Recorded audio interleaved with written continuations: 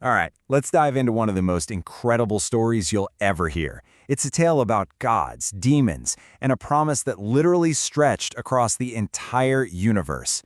And it all comes down to just 3 simple steps. So how is that even possible? I mean, really think about it. How could a tiny dwarf Brahmin take 3 little steps and somehow measure, well, everything? It sounds like a riddle, but it's actually the heart of this ancient story about Vamana, who is an avatar of Lord Vishnu, and the incredibly powerful King Bali. Now, to get what's going on, you first have to meet King Bali. And he's not your typical bad guy. He was a demon king for sure, but he was also known for being very devout and powerful. And right when our story begins, he's in the middle of this massive fire sacrifice, a yajna, at a place called Gangadwar. With every offering, he was just getting more and more powerful. And you know, this isn't just some made-up legend. We know exactly where this story comes from. It's laid out right in the 4th chapter of the Agni Purana, one of the great Hindu scriptures. So what we're talking about here is coming straight from this ancient, authoritative source. So here's the problem. Bali wasn't just getting powerful, he was becoming too powerful, like universe-altering powerful. Through all his rituals and good deeds, he was on the verge of conquering the heavens and kicking out all the gods, even their king, Indra. This was a huge deal. It was throwing the whole cosmic balance way off, and the gods were, frankly, terrified. So they did what you do in that situation. They went to Lord Vishnu for help. And how does Vishnu decide to handle this massive cosmic threat? Does he show up with a giant army? Nope. He does the absolute last thing anyone would expect. He appears at King Bali's huge ceremony disguised as Vamana, a small, humble Brahmin boy. You know, a Brahmin is from the priestly class, so he looked scholarly and completely, utterly harmless. I mean, just look at the contrast here. It couldn't be more extreme. On one side, you've got this magnificent King Bali, conqueror of worlds, at the absolute peak of his power. And on the other side, you have this little kid. This huge difference is what makes the story so great. It's a classic setup where things are definitely not what they seem. So Vamana walks up, beautifully reciting these ancient hymns, and King Bali is totally impressed. He offers to grant the boy anything he wants. But Bali's own teacher, the wise Shukracharya, he sees what's really going on. He realizes this is no ordinary child. He senses a divine trap and pulls the king aside, basically yelling, "Don't promise this kid anything." And what was the request that had Shukracharya so worried? Did Vamana ask for gold? A palace? No, he made the most ridiculously humble request you can imagine. He just said, "I need a little bit of land for my teacher. Just whatever I can cover in 3 of my own footsteps." You can just picture King Bali, right? He's full of pride, and he probably just laughed. 3 tiny steps from a dwarf to a king who ruled worlds? This was less than nothing.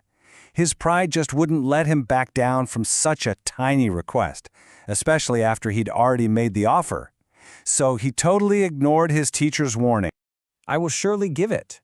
With those 5 words, Bali's fate was sealed. His pride and his unbreakable commitment to keeping his word set everything into motion. He had no idea what he'd just agreed to. 3.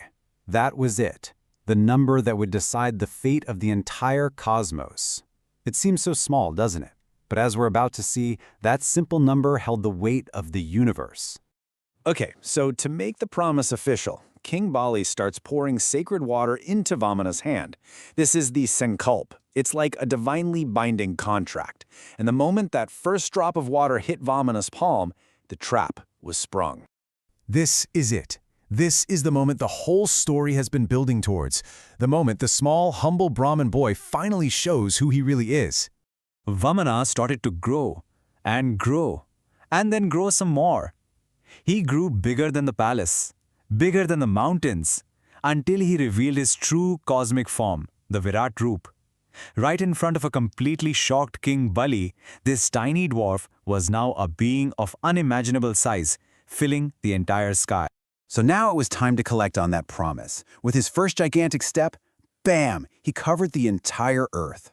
With his second step, he stretched across the mid-realm, you know, the space between earth and the heavens.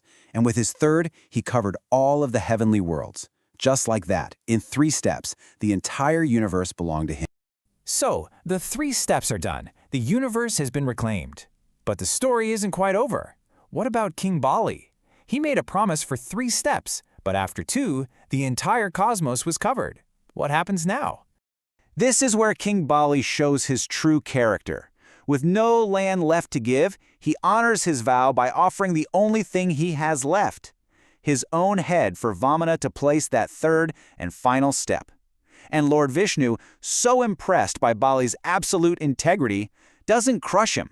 Instead, he grants him immortality and makes him the king of a special celestial realm called Sutala-loka, a place said to be even more amazing than heaven. So, with King Bali honorably sent to his new home, the heavens were given back to Indra and the gods.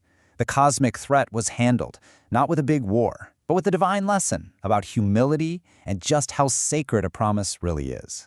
Balance was restored to the universe. So what can we pull from this amazing story?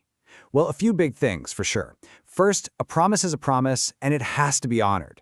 Second, pride can absolutely be the downfall of anyone, no matter how powerful they are.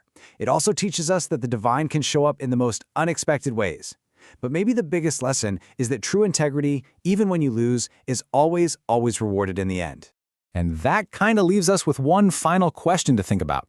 King Bali lost everything he ruled, the entire universe, but he never broke his word.